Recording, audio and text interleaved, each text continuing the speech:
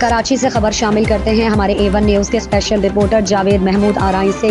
Deputy commissioner जिला कोरंगी सैयद जवाद मुजफ्फर का Sindh government अस्पताल कोरंगी नंबर 5 का दौरा किया।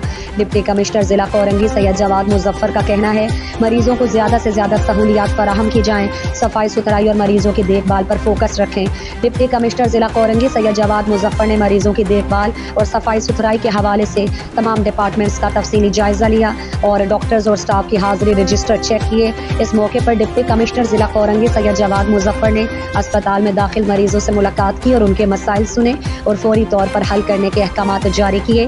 डिप्टी कमिश्नर जिला कोरंगी सैयद जवाद मुजफ्फर ने अस्पताल के अमले को हिदायत जारी की कि गैर हाजिर डॉक्टर्स और स्टाफ अपनी हाजिरी को यकीनी बनाएं। इस मौके पर डिप्टी कमिश्नर जिला कोरंगी सैयद जवाद मुजफ्फर के हमरा असिस्टेंट कमिश्नर लांडी शगुफ्ता मैडम, चेयरमैन लांडी अब्दुल जमील खान और दीगर मुताल्लिक अफसरान भी मौजूद।